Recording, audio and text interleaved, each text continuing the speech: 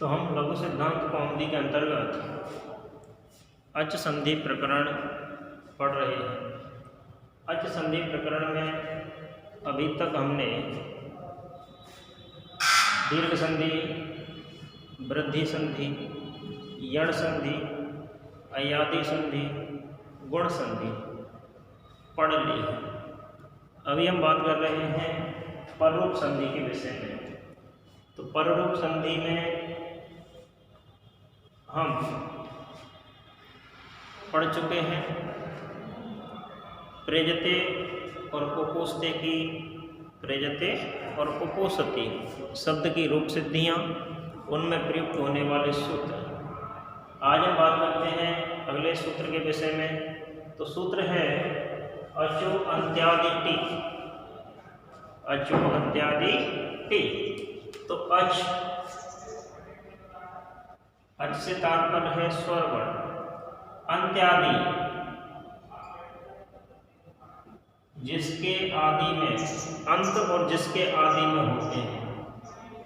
T, उनको T कहते हैं, यानी कि टी संज्ञा। संस्कृत भाषा में टी संज्ञा, टी कहा जाता है जिन शब्दों को। तो जिन शब्दों की टी संज्ञा होती है, संस्कृत व्याकरण में उनका लोप हो जाता है। ठीक है। तो अब इस सूत्र का कहने का आशय क्या है? तो इस सूत्र का कहने का आशय है कि अचों में जो अंतिम अच है, अंतिम अच है, आदि और जिसके आदि में होता है उसकी टी संज्ञा होती है। अर्थात अचों में जो अंतिम अच है और वह जिसके आदि में होता है, यानी कि पहले होता है, जिस वर्ण से पहले होता है, उस वर्ण समूह की टी संज्ञा होती है। यानी संपूर्ण वर्ण समूह की क्या हो जाती है? टी संज्ञा। टी संज्ञा कहने से तात्पर्य है कि संस्कृत व्याकरण में जिसको टी संज्ञा हो जाती है उसका लोप हो जाता है। तो देखो, थोड़ा अटपटा परिभाषा है कि अंतिम अच और वह जिसके आदि में है। तो मैं बताना चाहूंगा कि प्रत्येक शब्द में हल वर्णों के साथ अचों का संयोग होता है। प्रत्येक शब्द हल वर्णों के साथ अच के संयोग से पूर्ण होता है। एक शब्द में 1, 2, 3, 4, 5 कितने ही अच हो सकते हैं। जितना लंबा शब्द होगा, जितना बड़ा शब्द होगा, उतने ही उसमें अचों की संख्या हो सकती है। जैसे मैं तुम्हें बताना चाहूँगा, जैसे मनीषा शब्द है। ठीक है, मनीषा शब्द है। अब इस मनीषा शब्द में कितने अच हैं?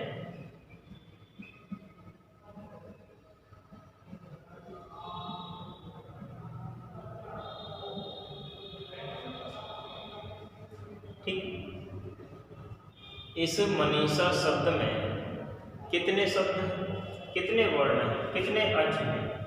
ये अच है, अच है, अच। तो प्रत्येक जो शब्द होता है हल वर्णों के साथ अचों का संयोग होता है। उसमें किसका संयोग होता है? अचों का संयोग होता है हल वर्णों के साथ, तब वो पूर्ण होता है। ठीक है, हल वर्ण अचों का संयोग करते हैं तब वो शब्द बनाते हैं। शब्द में एक से अधिक अच वर्ण हो सकते हैं, लेकिन इस सूत्र का कहने का तात्पर्य है कि अचों में जो अंतिम अच है और जिसके आदि में है, यानी जिससे पहले है, उस वर्ण समूह की टी संज्ञा होती है। तो देखो, हम देखते हैं कि मनीषा शब्द का जो संधि विच्छेद होता है वो होता है मनस प्लस ईसा। मनीषा शब्द का संधि विच्छेद क्या होता है? मनस प्लस ईसा। तो देखो, हम देखते हैं कि इधर म, आ, न, आ और सा, इस प्रकार से। ठीक है, तो ये कहने का तात्पर्य है कि अंतिम अच। अब यहाँ अंतिम अच कौन सा है? अंतिम अच ये तो है नहीं, ये अंतिम अच है। ठीक है, अंतिम अच और जिसके आदि में है, किस वर्ण से पहले है? सा से पहले है। ठीक है, तो इस वर्ण समूह की टी संज्ञा होगी, अर्थात इस अस की टी संज्ञा हो जाएगी। किसकी टी संज्ञा हो जाएगी? अस की। जरूरी नहीं है कि अंतिम अच के बाद व्यंजन वर्ण हो। अगर अंतिम अच के बाद व्यंजन वर्ण नहीं है, अंतिम अच के बाद, अंतिम स्वर वर्ण के बाद यदि हल वर्ण नहीं है तो अंतिम अच की भी क्या हो जाती है, टी संज्ञा हो जाती है। अर्थात अंतिम अच वर्ण को भी हम क्या करते हैं, टी संज्ञा करने के पश्चात लोप कर सकते हैं। ठीक है, तो अब आपके समझ में आ गया होगा कि अंतिम अच, अचों में जो अंतिम अच यानी कि किसी भी शब्द में जो अंतिम अच वर्ण है और उसके बाद यदि कोई हल वर्ण है, ठीक है, तब उस हल वर्ण की और उस अच वर्ण की यानी कि उस पूरे वर्ण समूह की क्या हो जाती है, टी संज्ञा। जिसकी टी संज्ञा होती है उसमें क्या होता है, व्याकरण की भाषा में लोप कर देते हैं हम। तो जैसे मनीषा शब्द से आप समझिए होंगे कि जब मनीषा शब्द का संधि विच्छेद क्या होगा, मनस प्लस ईसा, तो इसमें अंतिम अच वर्ण क्या है, आ, अंतिम हल वर्ण क्या है, सा। इस सा के बाद तो कोई अंतिम अच है ही नहीं, तो अस, इस अस की क्या हो जाएगी, टी संज्ञा हो जाएगी। ठीक है, इसी प्रकार से कुछ शब्द हैं जैसे करकंधु, सकंधु। ठीक है, अगला सूत्र पढ़ेंगे हम सकंधु। सकंधु का संधि विच्छेद क्या होता है, सक प्लस अंधु। ठीक है, तो यहाँ देखो अंतिम अच क्या है, अकार है, इसके बाद कोई व्यंजन वर्ण तो है नहीं, तो इस अच वर्ण की भी क्या हो जाएगी, टी संज्ञा हो जाएगी। तो कहने का तात्पर्य यह है कि जो अंतिम अच वर्ण होते हैं और अंतिम अच वर्ण के बाद यदि कोई हल वर्ण है, तब उस अंतिम अच और हल की क्या हो जाती है, व्याकरण की भाषा में उसे टी कहा जाता है, अर्थात टी संज्ञा हो जाती है। टी संज्ञा होने के पश्चात हम उस वर्ण समूह का क्या करते हैं, लोप कर देते हैं। क्या कर देते हैं, लोप कर देते हैं। तो हम लिख सकते हैं कि अर्थात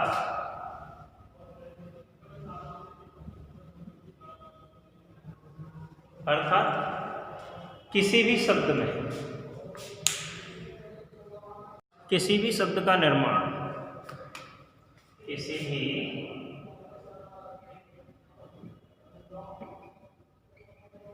शब्द का निर्माण किसके साथ होता है, हल वर्णों के साथ, हल वर्णों के साथ अच वर्णों का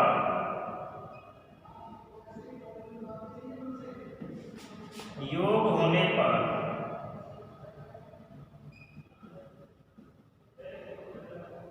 होता है। तो किसी भी शब्द का निर्माण हल वर्णों के साथ अच वर्णों का योग होने पर होता है। किसी भी शब्द में, किसी भी शब्द में 1, 2, 3, 4 या इससे भी अधिक, या इससे भी अधिक अचवर्ण हो सकते हैं, अचवर्ण हो सकते हैं। अतः इनमें से, अतः अचों में से जो अंतिम अचवर्ण होता है उसकी और उसके बाद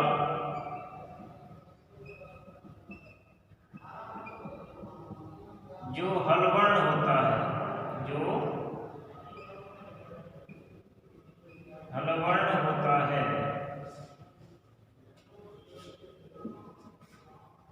उसकी क्या होती है,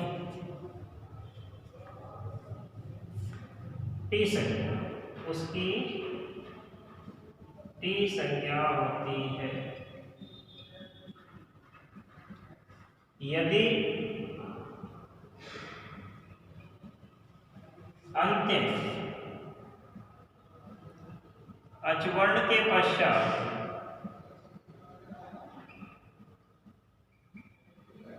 हल वर्ण नहीं है,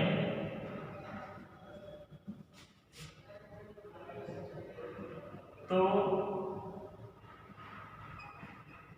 अंतिम अच वर्ण की भी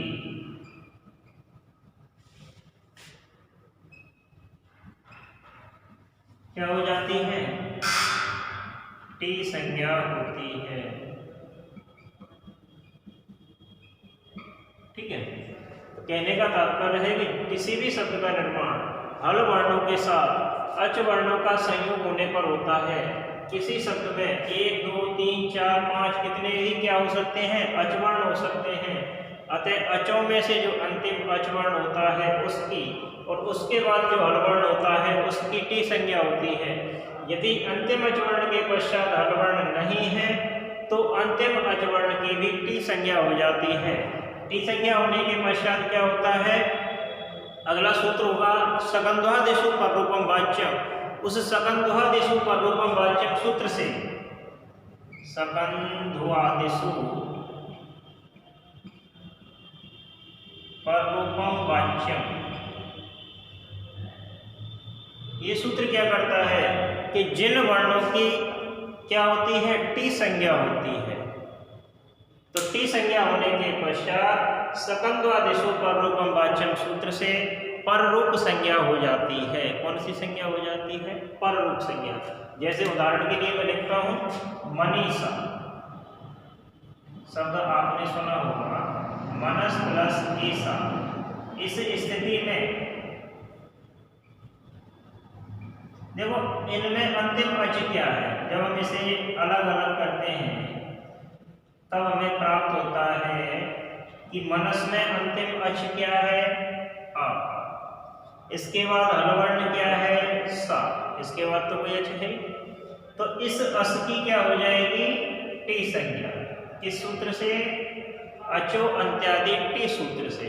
जब इसकी टी संज्ञा हो जाएगी तब यहाँ कौन सा सूत्र प्रयुक्त होगा, सकंध्वादिषु पररूपम वाच्यम। सकंध्वादिषु पररूपम वाच्यम से क्या होगा, इस टी के स्थान पर और इस पररूप के स्थान पर, टी संज्ञा के स्थान पर और पररूप के स्थान पर पररूप आदेश हो जाएगा। क्या आदेश हो जाएगा, पररूप। तब हमारा शब्द होगा मनीषा।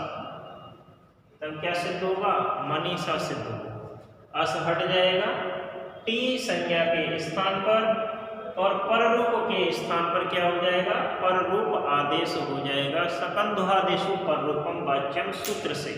ठीक है, तो अगला सूत्र है सकंध्वादिषु पररूपम वाच्यम, उसके बारे में अध्ययन करेंगे। लेकिन पहले इसको देखते हैं हम कि मनीषा, मनस प्लस ईसा। इस स्थिति में क्या होता है, मन और यहाँ क्या है, अंतिम अकार और सकार हलवर्ण, यानी कि क्या हो जाएगी, टी संज्ञा हो जाएगी। तो हमें लिखना है यहाँ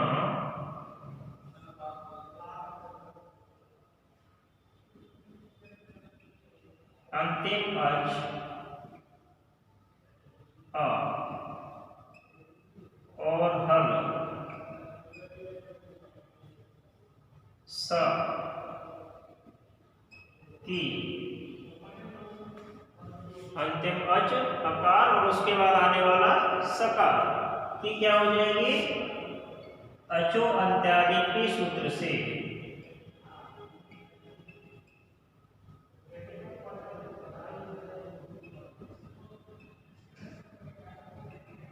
अचो अंत्यादि टी सूत्र से टी संज्ञा हो जाती है। कौन सी संज्ञा हो जाती है, टी संज्ञा। जब टी संज्ञा होगी तो यहाँ पे सूत्र प्रयुक्त होगा सकंध्वादिषु पररूपम वाच्यम।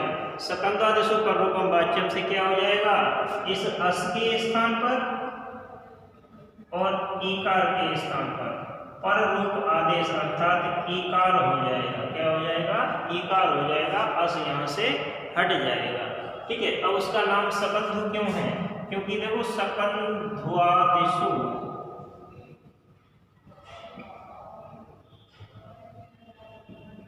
पररूपम वाच्यम। यहाँ कुछ शब्द हैं जैसे सकंधु, करकंधु, मार्तंड, कोल्टा, मनीषा, ये कुछ शब्द हैं। इनमें प्रारंभिक शब्द क्या है? सकंधु। तो सकंधु प्रारंभिक वर्ण होने के कारण, आदि वर्ण सकंधु होने के कारण इस सूत्र का जो नाम है वो क्या है? सकंधुआदिषु पररूपम वाच्यम। इसके विषय में अगले अध्याय में चर्चा करेंगे। धन्यवाद।